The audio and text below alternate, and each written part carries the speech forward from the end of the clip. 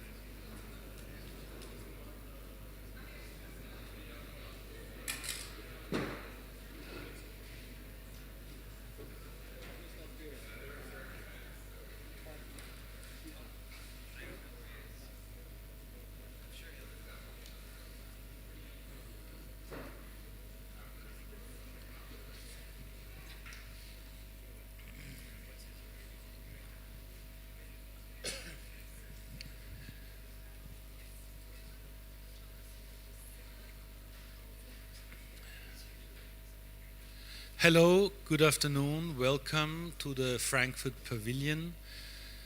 Every year we invite here a prestigious guest speaker to discuss with us the big trends of the book publishing industry in a global context. My name is Rüdiger Wischenbart, and I research every year the Global 50 publishing ranking, which is a ranking and analysis of trends and developments in global publishing across all continents. And that is available from now on as a reference to really track and follow what's going on.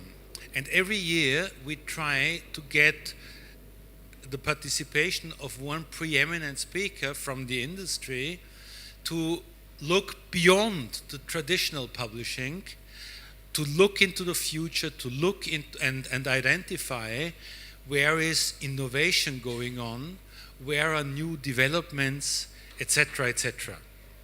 And this year we are particularly, and that is based, yes, and this is behind our choice of our guest speaker for the CEO talk, which is connected to the Global 50 publishing ranking. This year, we are particularly happy to welcome Mr. Hou Xiaonan, who is the CEO of Yuewen. Yuewen is the online literature division of Tencent, one of the huge Chinese corporations. And I must put some shame on us. He is the first Chinese guest that we could invite. Please give give an applause of welcome to Mr. Hou.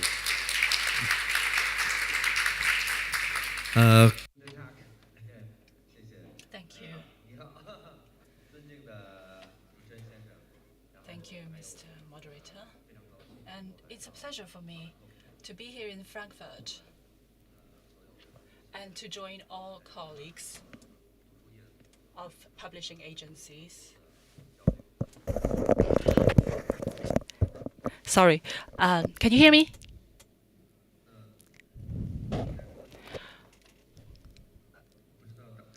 I don't know how many of you have read about online literature.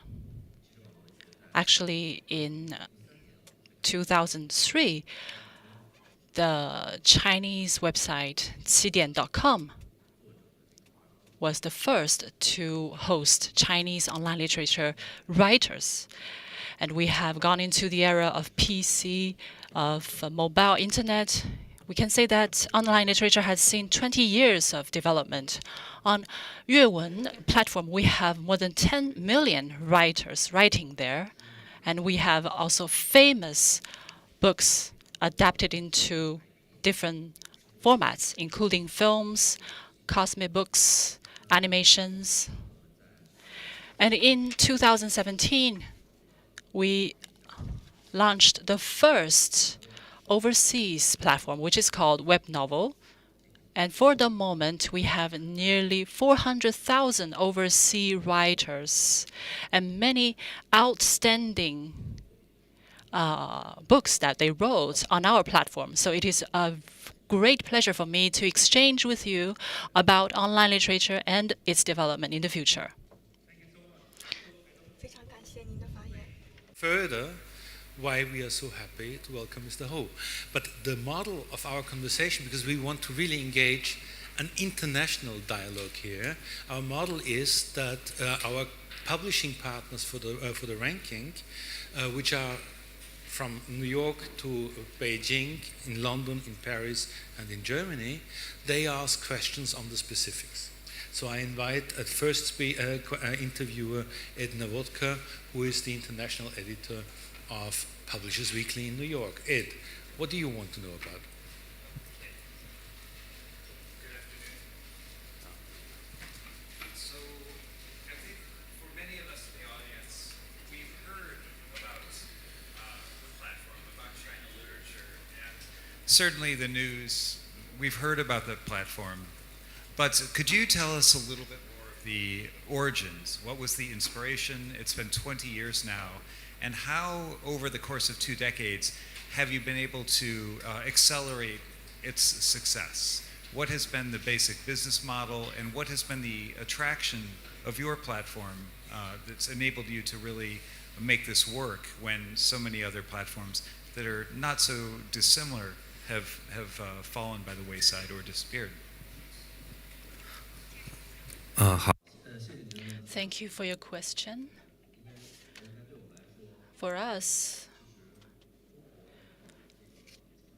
Chinese traditional writers, in the beginning, when they wrote, they usually wrote through publishing agencies, editors, and until the emergence of the internet and new technologies in the last century, in the 1990s to the beginning of this new century, in China, we have seen the emergence of several BBS forums where writers, netizens spontaneously wrote and created.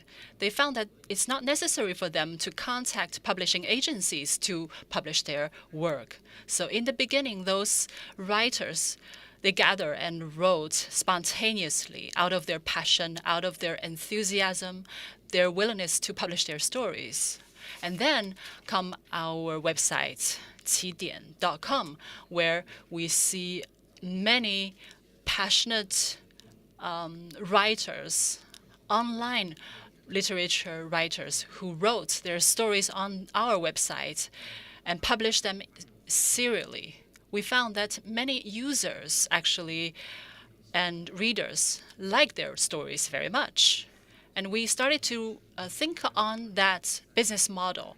In 2003, we launched the pay-to-read model as a business model. That is to say, the writer, while writing and publishing serially, the reader could pay for reading the new chapters. And those best stories could be put into the VIP channels, where not only the readers can pay, but also they can donate and gift and tip the writer. Therefore, we see a very positive incentive circle for both readers and writers. So in the beginning of 2000 and until now, until the era of the mobile internet, many good writers emerged from our platform. And a bigger opportunity came with the mobile internet age, where everyone have access to a smartphone and everyone can, in real time, check the online literature that they like. So our online literature users have exploded in number. Our online literature users through mobile internet coverage, we have more than 500 million readers reading our web novels. In China, around 1 billion netizens we have. So basically, we have in two netizens there is one reading online literature. And today we are seeing the fourth stage of online literature, where we have a whole ecosystem where we have complete IPs based on those stories. So since 2015, 2016, we started commercializing and adapting our IPs, animations, including our stories that are, for example, Joy of Life, Battles Through the Heavens, and we have also adapted them into games and other formats of IP. So we're thinking that pay-to-read model is a basic foundation for online literature to develop as a business model. And through writing, those writers can have a return. And for our readers, we have access to a huge number of stories. And you see in the Western world, we have many famous IPs, including the Lord of Rings, etc. Those are the things that we aspire to in China, and that is the development in the last 2 decades in China. Thank you. Impressive, of course. And in the course of our conversation, we want to bring different angles and many different angles, and learn from different angles how you work. And I invite our next interviewing partner, Lena Scherer from the German trade magazine Buchreport. What do you want to know about? I'm really interested in the business models. So what do you differently from traditional publishers on the one hand and from Western publishing platforms such as Amazon's Kindle Direct Publishing, for example?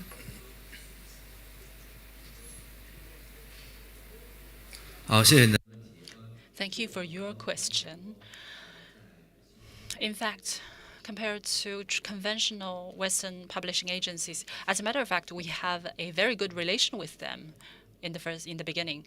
And compared to those traditional publishing agencies, that there is a co-creation existing in the ecosystem. That is to say, compared to conventional traditional publishing agencies, where the editors take the initiative, and there is a linear relationship between the author and the reader.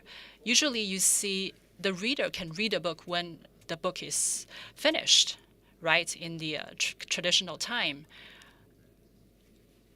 And our model with Yuewen, it is publishing serially. I mean, the reader and the user, the writer, they have an interaction. Every time a writer finishes a chapter, he will pay special attention to the comments left by the readers. And for a good story to become really good before writing, the writer already has received good reactions from the reader, sorry. So we have, for example, a story on our platform. Once 30 characters have been written by the author, when the writer says that I'm going to write the next series, and immediately 600,000 readers subscribe to his next novel. That is to say, how those fans, those readers really liked his stories. And this story has made a record on all our top rankings on our platform. And that is when we found that co-creation is a very good incentive for the writers. And through the comments by those readers, those writers could be influenced. And there is a co-creation, and storyline could be also influenced. Second thing, our platform is a very open platform, an inclusive one. On our platform, we have over 10 million authors and their works, so covering different genres. If previously in the conventional, traditional way, a writer has to cater to a specific group of readers in order to be famous. However, in our platform, even if you are only facing a niche market, you could be successful.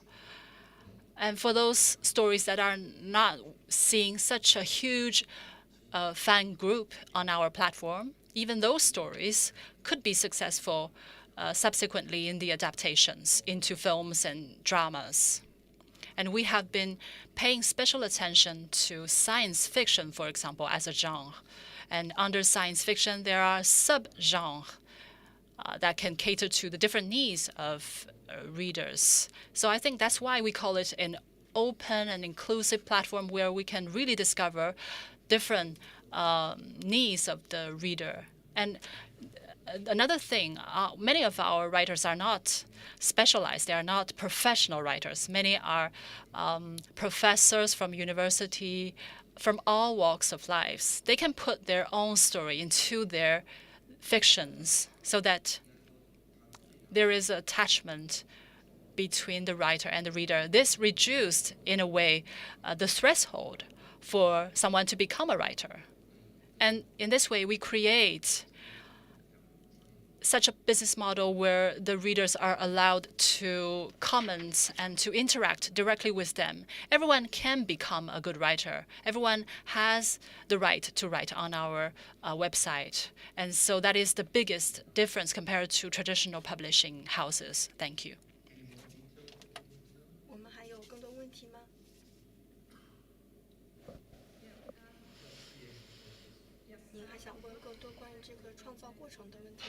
For authors especially. Can we repeat the question, please? Yes, of course. What is it that makes the platform attractive for authors and content creators?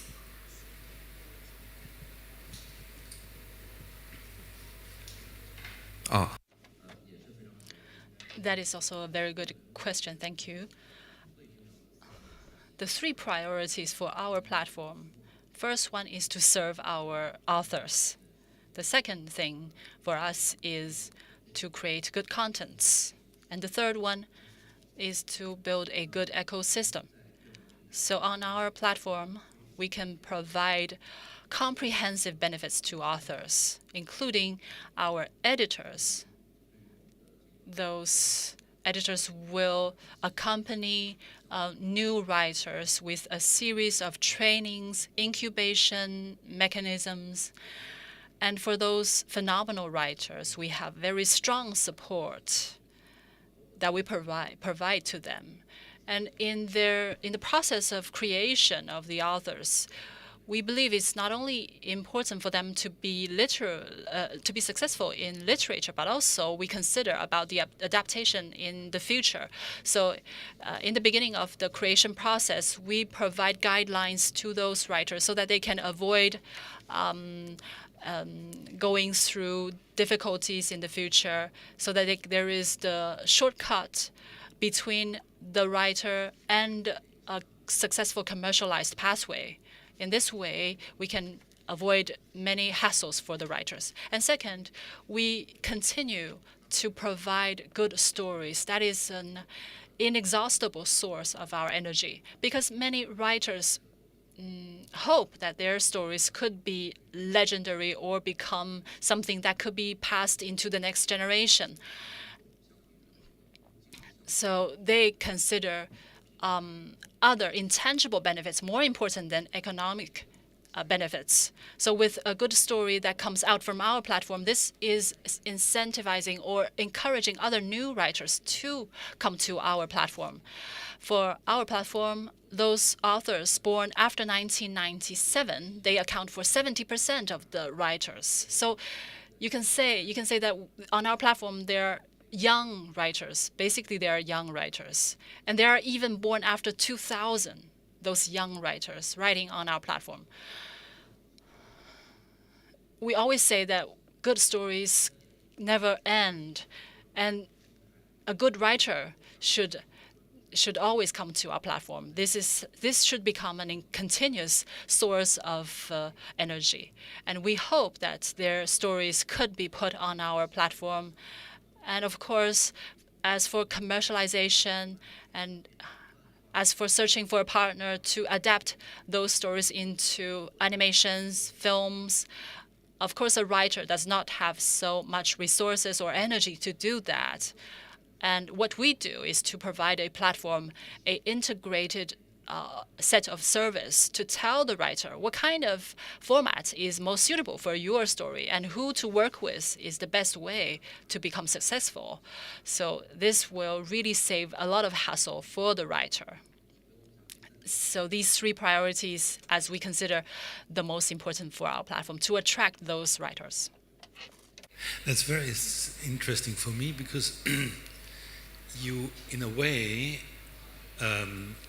introduce creation models that are extremely opposite, different from traditional writing of literature.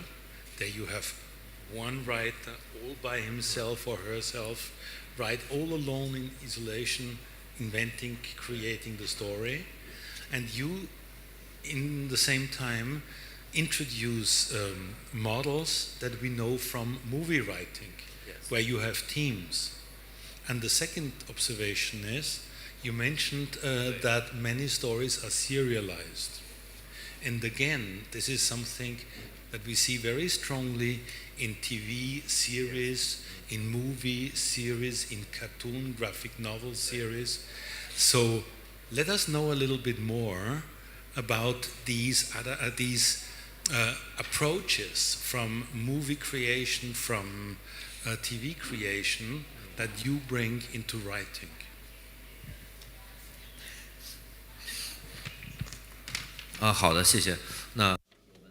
Thank you. In 2018, we launched a top story on our platform, Joy of Life, which is a story about the Eastern ancient world. In this setting, in the courts, there are rivalries of powers. So you can understand it as the Chinese version of the Game of Thrones, for example. So in the story, after the story, we adapted into film, and it made huge success globally. In 27 countries and regions, it has been released and translated into 7 different languages. Before, we normally adapted conventional stories into TV drama series, but this one was the first one adaptation based on online literature. We didn't expect it to become so successful and to have such a big audience. Actually, the story itself was more famous than we expected. So once it is adapted, this story, The Joy of Life, was so popular. And for now, we have just finished the shooting of the season 2. And on Tencent, we have over 6.5 million people subscriptions. And the overseas license has been purchased by Disney already. We found it interesting that when it's broadcast overseas, the readers of the original book on our platform also increased, because so many people, they have read the book already, but there are many people, they didn't read the story before the drama series came out. So they came back to our platform and to find out and to discover the original story for themselves. So this is really an interesting phenomenon that expanded our readers online. I need to replace or represent now two of our publishing partners which are not here in person. That is the Bookseller, which is based in London, as you know, and Bookdao, our Chinese publishing partner for the global ranking. They are based in Beijing. But I collected all their questions and thoughts already in the forefront to make their thinking part of our conversation. Now, what I want to learn more about, you explained to us how much of the movie industry, techniques, working models, etc., were integrated into that writing. The other thing is, you say there are so many new writers. 77% born after 97, which is huge. How can you identify in your platform among the thousands and thousands of new pieces, this one is perhaps a good starting point for a game, that other one not so much, but it could be a graphic novel. How can you recognize this? Is this are your people just having such a great intuition, or do you have strategies to go more systematically about that recognition?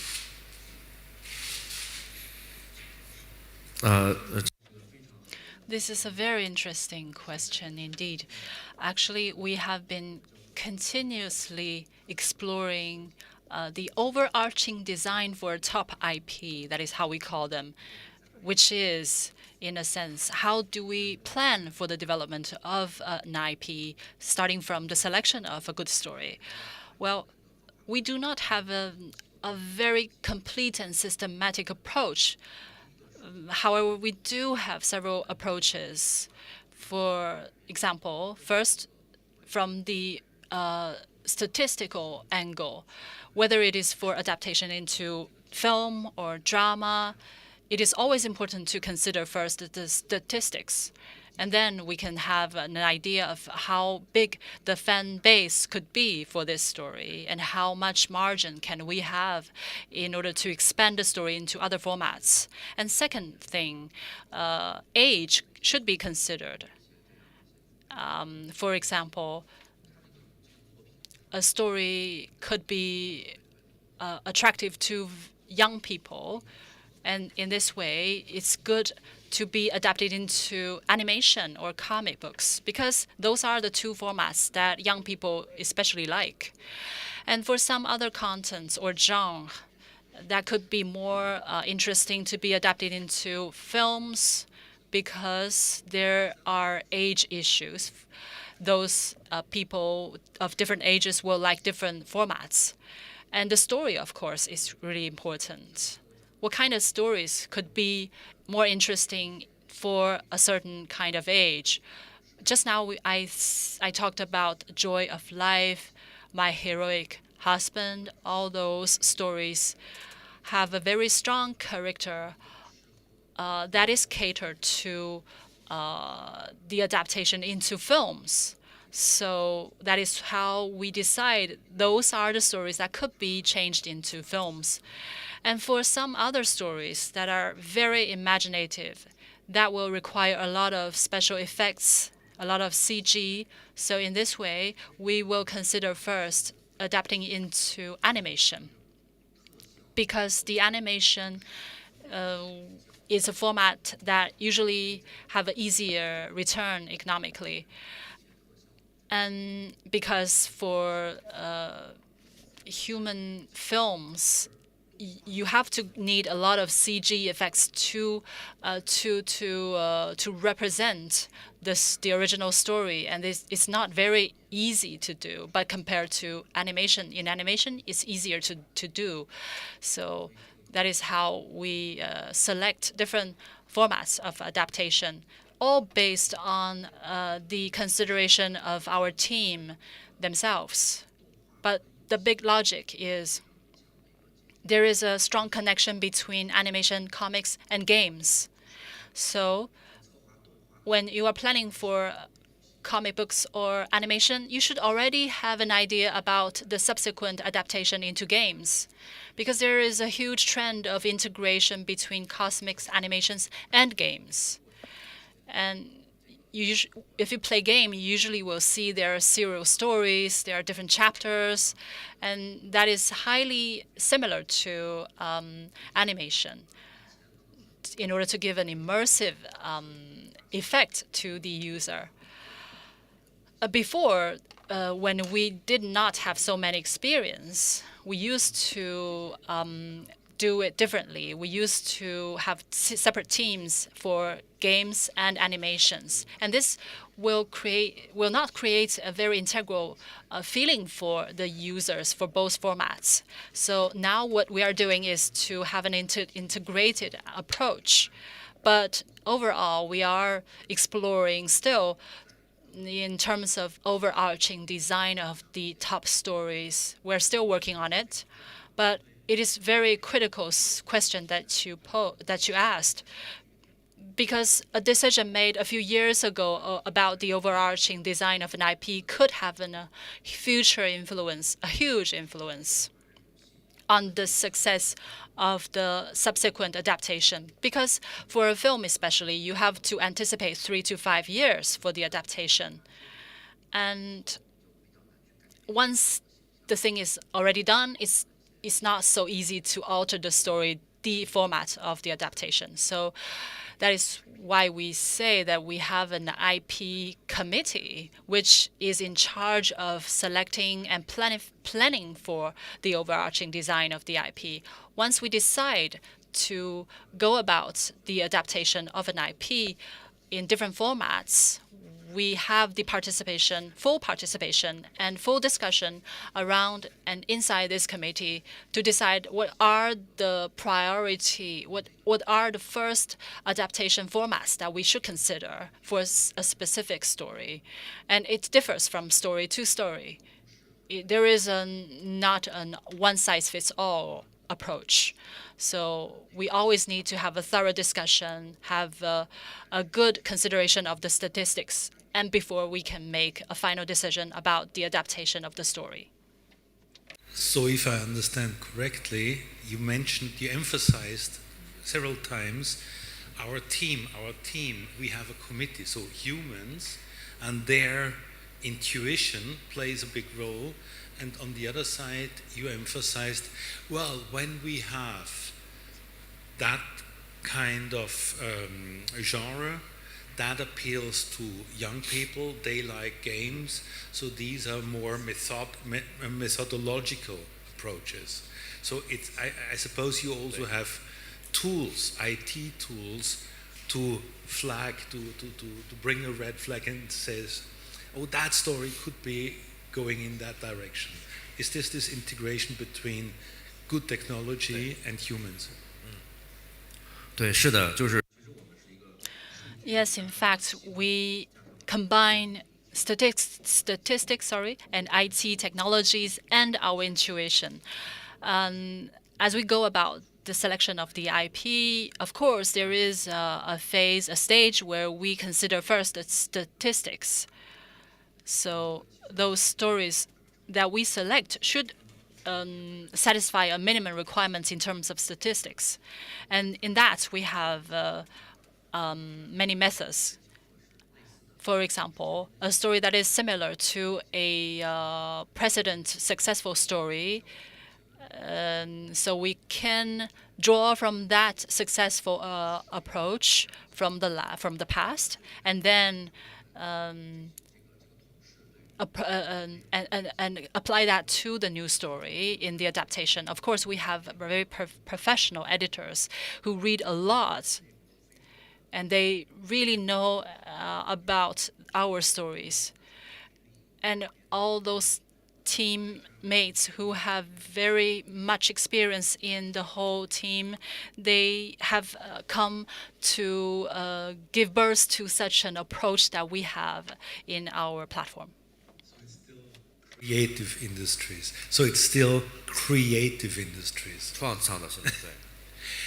I ask Jacques Brownstone, who is the editor of Livres Hebdo, our partner in Paris. Hello, my question is, does Yuewen have a plan for an international expansion? And if so, where do you see the most relevant competition in the field of online literature and entertainment? 好，谢谢。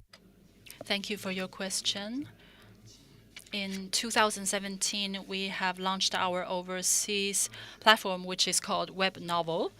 As I have introduced, it is the international version of qidian.com. So an online literature, overseas online literature platform. It is basically the same compared to the Chinese version. So on this platform, authors can write and readers can pay to read. On this platform, we have nearly 400,000 overseas creators, authors, and we have also many overseas original stories. Many overseas authors, they adored our platform. To create on our platform has become a daily routine for them. So I think this is a very good integration or exchange, cultural exchange between the West and the East. And on our platform, we also work with traditional publishing houses. It is more of cooperation than a rivalry, because our business model, our potential, our fan base decides that there is an incremental market. And we have overseas authors that create different stories compared to those Chinese authors. Those stories more of the fantasy, science fiction, apocalypse story. So these all makes our platform more diversified, and more different stories will be born from our platform. Our overseas expansion just started, and we especially are willing to work with global partners, to exchange with them, to cooperate with them. And this is also one of the goals for me to come to Frankfurt Book Fair. And we also have our permanent stand on this book affair. We have brought with us several famous stories wrote by overseas authors on our platform. You are all welcome to check them out. In the hall number 5, you have Russian author, German author, Indian author, Philippine author. We hope that through our platform, Web Novel, it will become a forum of international co-creation. Overseas authors are all welcome to participate, to join our platform. And we also hope that on Web Novel, those good stories born on that platform should one day become huge IPs with global influence, such as The Lord of Rings.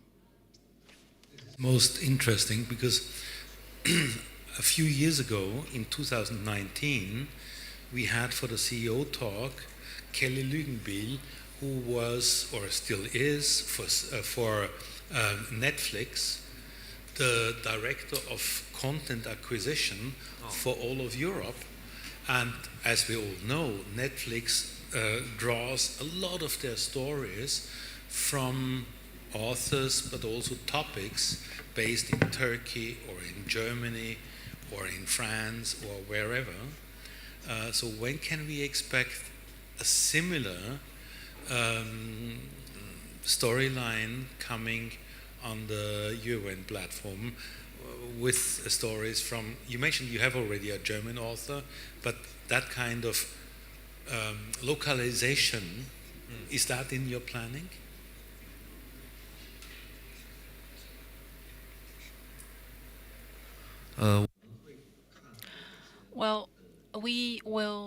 see what are the stories that are suitable for global platform. For example, Joy of Life Season 2 has been purchased by Disney, and many books and stories could be very interesting for global adaptation into films or dramas, especially in science fiction genre. This is a global genre, right? So when the world is facing global challenges and emerging technologies, in this era, how we human beings face such changes, how do we write our own stories in such a setting? Of course, on Yuewen, you find many stories about this topic. And I think those are the stories that could be interesting to be adapted into global stories. And you talked about those platforms. I really wish to cooperate with them in the future. I'm very much looking forward to this. I think Edna Vodka of Publishers Weekly still has a little question. We have a few minutes left, and we will not let you go before. Hi there. It's very similar to the question you just asked previously, but in the United States, we have many writers who have this dream of being published in China. So they write stories that work in China, or they think they work in China. Much in the same way Hollywood has been adapting movies so they are popular not only in North America, but especially in China. Are you seeing a trend of Chinese writers writing in a way that makes them popular outside, or potentially popular outside of China?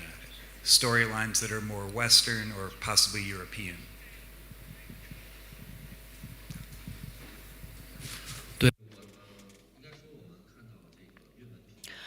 As for our platform, many stories are very diversified. Actually, in the past few years, we emphasized on Eastern stories, but we have been focusing more on new stories, new genre. And science fiction, as I have just introduced, is an emerging genre on our platform. We are already planning some science fiction stories, and to consider the possibility of adapting them into huge IPs of global influence. We are considering also adapting into dramas, TV series, so that one day they could be broadcast around the globe. I think there are many new possibilities continuously emerging because those creators, those authors are so creative. I cannot stop talking about them, but there are so many stories, there are so many authors on our platform. There are so many good stories that could be very interesting for international release in TV and in films. And as we see the influence of social media, we are seeing new opportunities. But with good partners and good stories, we could develop those stories into franchised, into serial stories that could have a very huge potential in the market. We still need to work more on that, of course. For the readers of Livres Hebdo? We have talked about a lot about platform and that kind of stuff. What can you say about the perspective of the, let's say, good old paper book in China and in Yuan?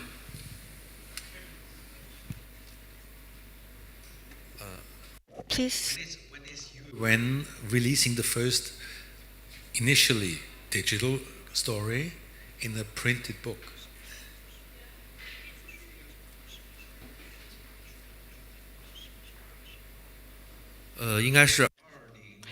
Actually, in 2006, 2007, we started printing our online books into physical books, because at that time we found that many of our top stories have huge fan base, and we contacted leading publishing houses in China. But you see, those online literature, web novels, are huge. They could reach 3 million characters, Chinese characters. So it could be very, very huge, heavy for physical book. So we have to readapt it into optimal versions. And in this case, we can publish them in a serial manner. For example, The Joy of Life, The Battles Through the Heavens, they have physical versions.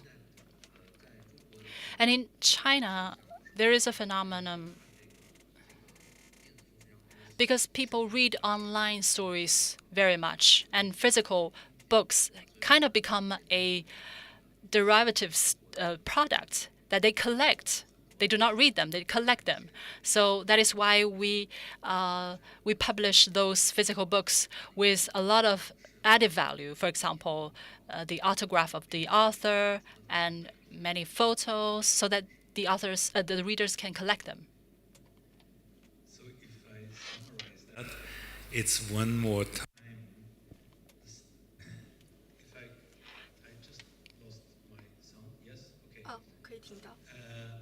If I summarize this, 如果我来总结一下您的发言的 once 话， again, not either digital or print. 那么又是我们这个中心思想，就是不是说，要不然就是Back again. 对。 Thank you so much, Mr. Hou Xiaonan, for being with us, sharing so much rich detail on what you are doing with online literature and online reading in those very, very many different formats. Thank you also to my publishing partners, Edna Wodka from Publishers Weekly, Lena Scherer from Buchreport, Jacques Brownstein for Livres Hebdo, and Bookdao in China, and the Bookseller in London. Here, I point you to our Global 50 ranking. That is online now. It's a big book of 250 pages.